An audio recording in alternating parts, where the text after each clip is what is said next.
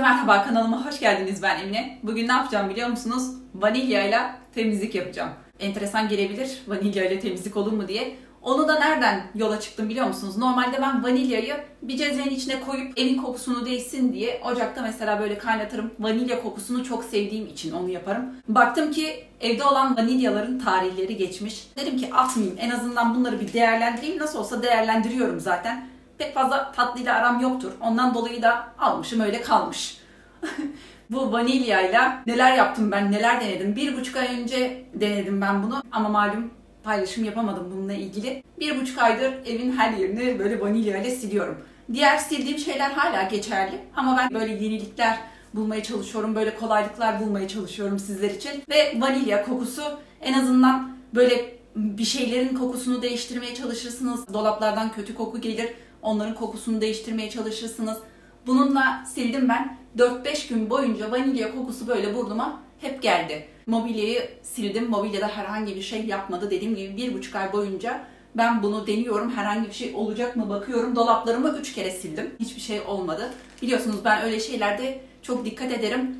Bir problem olacak mı? Herhangi bir yan etkisi olacak mı? Hiçbir şey yapacak mı? Hiçbir şey yapmıyor. Gayet kokusu güzel bir şekilde evinizi böyle vanilyayla temizliyorsunuz.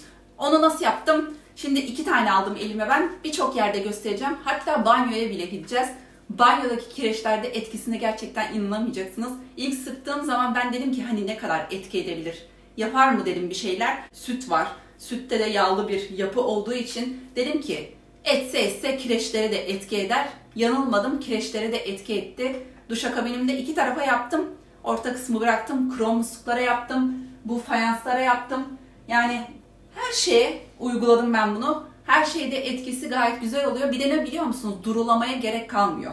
Duşakabinde de uyguladığım zaman durulamadan direkt olarak bezle sildiğimde kireçlerin hepsinin gittiğini gördüm. Birçok yer göstereceğim. Ondan dolayı da hemen başlayacağım. Bu tarafı uzaktan göstereceğim. Karışımı hemen yapacağım. Sıcak su gerekiyor. Yani sıcak su dediğim vanilyanın böyle iyice özleşmesi için, erimesi için, hani beyaz beyaz kalmasın, böyle yapışkanlık his vermesin. Ondan dolayı da normal kettle'da ısıttığım ve beklettiğim kaynamış su değil, sıcak su olacak. Onunla yapacağız. Ben şimdi banyoda da göstereceğim için 2 tane vanilyaya 2 bardak su şeklinde şuraya karıştıracağım. Fazla kaldığı zaman herhangi bir şey oluyor mu? Baktım 1 hafta boyunca bu şişenin içinde kaldı. Vanilyanın kokusu gidiyor ama etkisi gitmiyor. Yani kokunun böyle taze olmasını, vanilya kokusunun gelmesini istiyorsanız az az yapıp da uygulama yapabilirsiniz. Etkisi bitmiyor, sadece kokusu gidiyor. Şimdi ben 2 taneyi şöyle buraya bardağa boşaltacağım.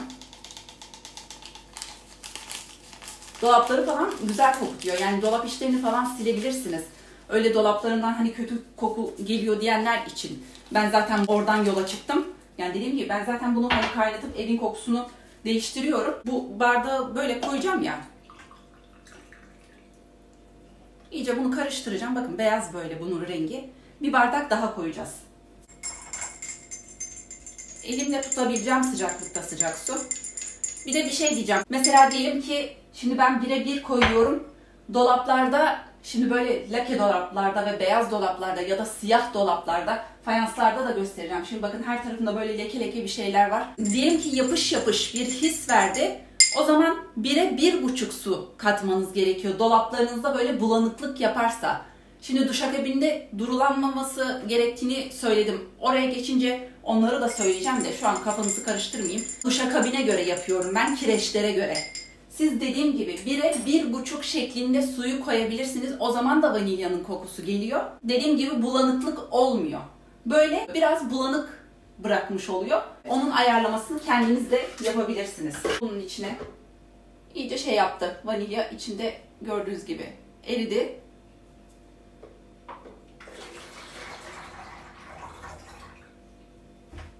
Bir bardak daha su. Bunu dediğim gibi yani böyle 2'ye 2 yapıyorsanız, dolap silecekseniz 2'ye 3 şeklinde yapabilirsiniz. Yani o şekilde ayarlamayı kendiniz yapabilirsiniz. Mobilyanızın yapısına göre. Şimdi bakın ben bu kadar yaptım. Bayağı oluyor. Şu an vanilyanın kokusu geliyor. Şunun içinde de hafif böyle biraz çalkalayacağım. çok sıcak yapmayın ki hani bu böyle fıs fıs bir şişenin içinde yaptığınız zaman hava yapıp böyle şişme olmasın, patlama gibi bir şey durum söz konusu olmasın. Çok sıcaksa bunu açık bırakırsınız. Öyle mesela havalandırırsınız. O şekilde de yapabilirsiniz. Diyelim ki şimdi mutfakta yapacaksınız. Dolaplarında şu an böyle su izleri, muz izleri bir şeyler var. Ne yapıyor? Hani yağ lekesini çıkartmıyor. Herhangi bir sarılığı falan da almıyor. Temizlemek için kullanabilirsiniz bunu. Ve dediğim gibi kokusunun böyle değişmesini istediğiniz için. Mesela fayansları falan güzel temizliyor. Su lekelerini falan güzel götürüyor. Dolaplardaki su izlerini güzel alıyor. Ama dediğim gibi hani böyle yağ lekesini falan onlarda daha denemedim. Yavaş yavaş deneme yapmaya başlamıştım. Ben denediğim yerleri şu an göstereceğim sizlere. Kuru bir bez. Durulamaya gerek yok. Durulama ihtiyacı duyarsanız mesela nemli bezle silebilirsiniz ondan sonrasında. Ama hiçbir şey de yapmaya gerek yok. Dolapların halini bir göstereyim. Bir dakika. Bakın şimdi. Buralarda ne var? İzler var. Gördüğünüz gibi. Bakın şuralarda hep böyle ıslak elle dokunduğumuz için izler var. Buraya tabii her zamanki gibi deneme tahtam. Burası ve burası. Buralarda hiçbir şey yok. Ama şu kısımlarda var. Şöyle gördüğünüz gibi. Şimdi bunları bir silelim. Fayansları da göstereyim. Bakın fayanslara da yapacağım. Fayansları da öyle ıslak bezle silip hemen bırakmıştım. Bakın oralarda da böyle iz var. Şimdi oraları göstereyim sizlere. Hatta bu krom şeyleri falan da yaptım ben. Yani hiçbir tanesini durulamadan uyguladım. Siz dediğim gibi durumuna göre, yapısına göre ona hani durulanıp durulanmayacağını siz kendiniz de karar verebilirsiniz. Ama ben durulama ihtiyacı duymadım. O şekilde yaptım. Gayet güzel oldu.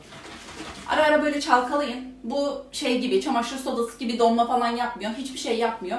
Sadece işte dediğim gibi dolaplarınızın kokusunu falan değiştiriyorsunuz. Böyle yaptım ve sildim. Yağlı bir yapısı var. Onu da göstereyim. Bakın. Bakın. Yağlı bir yapı. Bunu anlatmaya çalıştım. Eğer ki böyle çok yağlılık varsa o yüzden suyla inceltebilirsiniz. Yumuşatıcıyla hani düşünün yapıyorum ben. Yumuşatıcıyı nasıl bazı yerlerde daha çok inceltmeniz gerekiyor. Bunda da aynı şekilde. Bakın böyle yağlı yağlı olmasın diye. Şu an vanilyanın kokusu gelmeye başladı. Böyle bezle yaydıracağım. Ondan sonra şu sünger bez. Bunlar gayet güzel şey yapıyor. O ıslaklığı falan alıyor. Gayet iyi bunlar. Mesela bez ıslaklık bırakıyor ya. O alıyor nemliliği. Buna da nereden yola çıktım biliyor musunuz? Böyle alerjisi olanlar için. Hani böyle genelde hep kokusuz şeyler bulmaya çalışıyorum. Kokusu rahatsız etmeyecek şeyler bulmaya çalışıyorum. Bunu da öyle alerjisi olanlar için bulmaya çalıştım. Gayet iyi oldu. Bu kuru, biraz ıslatacağım bunu. Biraz ne oluyor biliyor musunuz? Böyle temize geldiği zaman yapışkanlık hissi var. Yani o dolaplarda da kalabiliyor. O yüzden dedim durulamanız gerekiyorsa durulayın diye.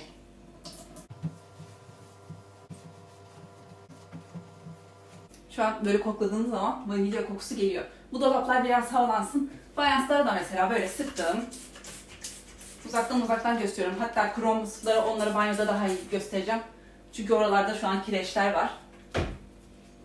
Durulamadım yine. İlk başta işte bu ıslaklığı, fazla ıslaklığı kuru bezle yaydırdım. Musluğu da mesela sadece şöyle bezle yaptım.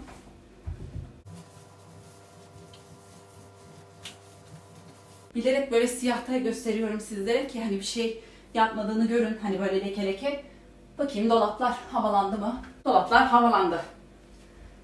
Zaten ilk başta ıslaklığı kuru bezle yaptım. Sonra şu sünger bezle böyle leke leke olmasın diye yaptım.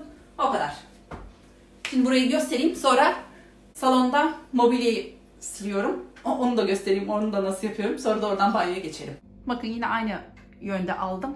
Şu ışığın oralarda lekeler vardı. Bakın onları nasıl temizledi. Şuralarda vardı. Şu kısımlarda. Bakın ışığı baz alıyorum. Buralarda nasıl? Şu an mis gibi vanilya kokusu var. Bakın fayanslara. Fayansları da yaptık. Şuraya sadece sıktım. Bakın orada da bir şey yok. Dediğim gibi bir şey yapmıyor. Mobilyaya en son onunla silmiştim. Bakın kolay kolay toz tutmuyor. Böyle ceviz siyah da olabilir. Ama dediğim gibi mobilyayı kullanırken inceltme yapabilirsiniz. Beyaz beyaz olmadığını göstermek için bakın suyun. Şöyle göstereyim. Bunu da nasıl yaptım? Böyle sıktım normal bezle, kuru bezle. Bu şekilde yaydırdım. Böyle bütün mobilyayı sildim. Beyaz kısımları da yapabilirsiniz. Hani mesela şu beyaz varsa oraları da yapabilirsiniz. Ama bakın şöyle herhangi bir yapış yapış olmuyor. Yani inceltilmese de olmuyor. İçiniz rahat etmiyorsa dediğim gibi biraz daha inceltebilirsiniz. Şöyle gördüğünüz gibi bakın böyle bir görüntüsü oluyor. Ve kolay kolay toz tutmadı. Onu da göstereyim. Çok hafif böyle küçük bir yerinde göstereceğim. Çok fazla böyle hani uzatmamak için. Bakın. Burası silmediğim yer mesela. Burası sildiğim yer. Şimdi banyoya gidelim. Bakın şimdi duşakabini ilk başta temizlemeden önce göstereyim sizlere. Bu taraf yaptığım yer. Duş alındı. Duş alınmasına rağmen yani 2-3 kez duş alındı. Ona rağmen bakın bu şekilde. Burası yapmadığım yerler. Çünkü denemem gerekiyordu ne kadar etki edecek, ne kadar etmeyecek diye. Bakın. Yani varsa bile dediğim gibi duş alındı. Duş alınmasına rağmen bu şekilde. Kireç yok üstünde. Bakın buralar gördüğünüz gibi böyle. Buranın musluğu da göstereyim. Şu kısımlara yapmıştım. Bayağı önce yapmıştım hatta. Yine oralar kireç tutmadı. Bakın yapmadığım yer. Bayağıdır bekletiyorum bunu. Bakın ne halde. Şampuan şeyleri, su izleri falan hepsi bunun üstünde. Siyah taşlara durulamadım. Sadece sıktım aynı mutfaktaki fayanslara yaptığım şekilde. Üstünden sadece ne yaptım? Tülle ya da işte süngerle yaydırdım. Sonra sadece kuruladım. O kadar. Hatta şunu böyle yakından göstereceğim. Bakın böyle sıktım. 5-10 dakika beklettim. Bol bol sıktım böyle. Şunu böyle mesela yaptım. 5-10 dakika beklettim. Aynı şey kabin içinde geçerli. Sıktım. 5-10 dakika beklettim. Ondan sonra kuru bezle kuruladım sadece. Mesela cam duşakabininiz var. Durulamanız gerekebilir. Çünkü ben camda yaptığım zaman böyle bulanık bulanık yaptı. Böyle buzlu camlarda şey yapmaya gerek yok. Durulamaya gerek yok. Camlar durulama yapabilir. Bakarsınız böyle çok bulanık yapıyor. O zaman mesela durulayıp üstünden sadece kurulamanız yeterli olur. Yine vanilya kokuyor mu? Yine vanilya kokuyor. Yani değişen hiçbir şey olmuyor. Vanilyanın kokusunu duş yaptıkça işte banyoya girdikçe böyle kokuyu alıyorsunuz. Böyle çok hafif hafif vanilya kokusu böyle burnunuza hiç rahatsız etmeyecek şekilde geliyor.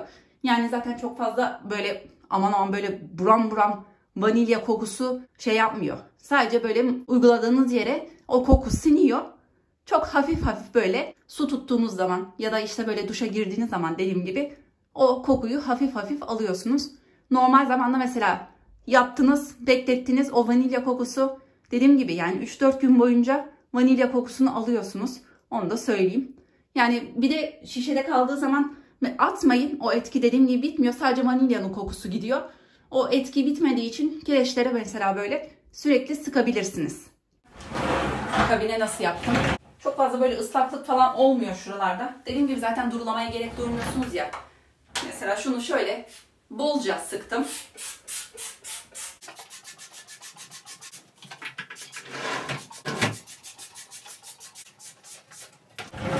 Süngerle yapmadan mesela bu şekilde 5 dakika böyle beklettim. Bakın vanilya böyle kalıyor bunun üstünde. Hani böyle çok böyle aşağıya olduğu gibi akmıyor. Akmadığı için zaten oradan dedim ki hani süngerle hemen yapmayayım. Çünkü süngerle yaptığınız zaman bu gördüğünüz su damlaları hemen aşağıya akıyor. Bu şekilde mesela 5 dakika beklettim. Sonra süngerle çok hafif üstünden yaptım. Hiç olmadım. Hatta tülümü bulabilsem tülümle yapacağım da şu an tülümü bulamıyorum. Şimdi ben bekletmeden yapayım. Ama etkiyi daha iyi alabilmek için dediğim gibi kirecinize göre bekletmeniz gerekiyor. Daha iyi sonuç almanız açısından. Gerekirse mesela çok işlemiş kireçler varsa işlemi tekrar etmeniz gerekiyor. Duşakabin temizliğinde ne işlemim varsa hepsi için geçerli. Sadece bu vanilya için geçerli değil. Hepsi için geçerli. Yumuşatmanız gerekiyor. O zamanla oraları, kireçleri yok ediyor. Şuradan hemen dışarıdan yapayım. Şöyle süngerle. Dediğim gibi fazlalık böyle akıyor. Sonra güzel kurulanıyor. İlk defa bir şey yaparken duşakabini durulamıyorum. Dış kısımlarda varsa dış kısımlara da yapın. Bakayım dış kısımlarda bezle aldırırım. Mesela ne yaptım? Cam beziyle ben direkt olarak kuruladım. Hiç böyle bulanıklık olmadan üstünden böyle aldırdım. Ama dediğim gibi bulanıklık varsa durulama yapın ya da inceltin. Ama çok fazla inceltmeyin çünkü kireçlerde etkisi anca birebir de oluyor. Onu da o şekilde söyleyebilirim. Krom musluğu da şöyle çok hafif yapacağım üstten. Oraya da çok hafif yaptım. Bunları şimdi bu şekilde sıktıktan sonra yaptığım şekilde söylüyorum sizlere. Hiç durulamayacağım. 10 dakika boyunca bu şekilde üstünde böyle vanilyayla bekleteceğim. Ondan sonra da normal cam bezleri var ya, mikrofiber bezle. Onunla kurulayacağım ve işlem bitiyor.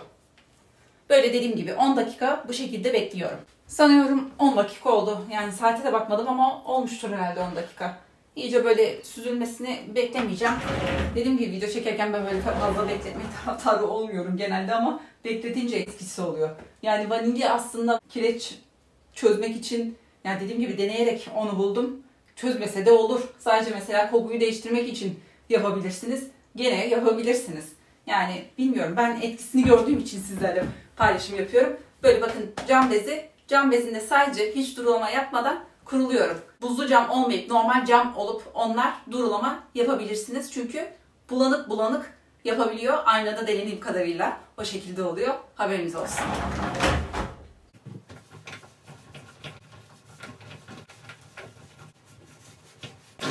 Sanıyorum dış tarafta da var benim.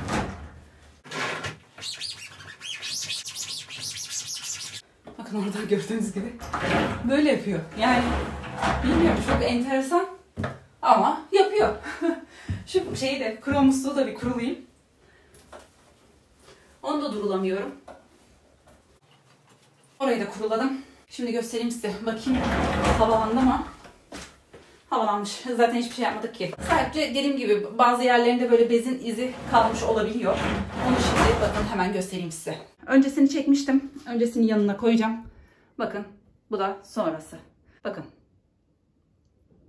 Şöyle gördüğünüz gibi bu tarafı da yaptım. Bakın burası da bu şekilde. Burasını daha önce yapmıştık. Burasını şimdi yaptık. Yani dediğim gibi kireçte etki etmesini ben beklemiyordum ama deneyerek oradaki etkisini de bu şekilde gördüm. Yani çok enteresan ama oldu. Bunun da öncesini koyacağım yanına. Bu da sonrası. Beklettiğiniz zaman gerçekten üstündeki kireçleri bir şekilde yumuşatıyor. Yani diğer tarafta denediğim kadar yani biliyorum. Bakın nasıldı, nasıl oldu. Uzaktan göstereyim. Bakın. Burası da böyle. Alt kısımları göstereyim bakın. Yani dediğim gibi bezin izleri kalmış. Yani o bulanıklık, bakın. Bulanıklık böyle oluyor. Yani o yüzden dedim camlarda durulamanız gerekirse durulayın diye. Bir de bezle dediğim gibi güzel silmediği zaman mesela mikrofiber bez suyu böyle o şeyi almıyorsa böyle leke leke bırakabiliyor. Ha bakın onu da göstereyim şuradan. Yani orada biraz böyle bez izi gibi şöyle kalmış. Hani bir defa daha silsem o iz gider. Ama gördüğünüz gibi sonuç bu şekilde. Böyle bir şeyler yapıyor. Yani deneme yanılmayla ben yaptım. Gerçekten kireçlerde etki edebileceğini hiç ihtimal vermemiştim. Uygularken de vermemiştim. Çünkü benim duşakabimdeki kireci her şeyi çıkartmıyor. Ben bunu her defasında söylüyorum. Çıkartmayan ürünler de var. Onların hatta videoları da var. Yani kireç böyle bildiğiniz şuralarda kalıyor. Zamp gibi yapışıyor. Ne kadar olsam da, ne kadar böyle durulasam da, kurulasam da o su izlerini, kireç izlerini ben burada görüyorum bazen. Hani etki etmeyen de gerçekten etki etmedi mi etmiyor. Ama çok enteresandır ki böyle bir şey yapıyor. En azından dediğim gibi yani sizin belki kirecinize etki etmeyebilir. Ama banyonuza mesela sıktığınız zaman, yani böyle bir şey de uyguladığınız zaman gidersiniz fayanslarınızı yaparsınız. Giderseniz banyo dolaplarınızı silersiniz. Giderseniz mesela kapı falan silersiniz. En azından o vanilya kokusunu sevenler için öyle de bir alternatif olmuş olur. Ama dediğim gibi duşakabinde de denemeden geçmezsiniz. Valla sanıyorum benim anlatabileceğim başka bir şey yok. Bakın bundan da şu kadar kaldı. Yani ne kadar da ne kadar. Ben hani dedim ya birçok yerde göstereceğim. Duşakabine biraz fazlaca sıkmanız gerekiyor. Dediğim gibi yani sadece durulama falan yapmadığınız için üstünde kalıp o kireçleri iyice yumuşatması gerekiyor. 10 dakikaya yakın beklettim. Siz kirecinize göre yarım saatte bekletebilirsiniz. Hani bakın üstünde kurumasın. Kurumasın ki hani o böyle leke leke daha çok yapmasın. Onlara da dikkat edersiniz. Bugünlük benden bu kadar. Yeni gelenler kanalıma abone olmayı unutmazsanız beni çok mutlu edersiniz. Instagram'dan beni takip etmeyi unutmayın. Bir dahaki videolarımda görüşmek üzere. Kendinize çok iyi bakın. Hoşça kalın.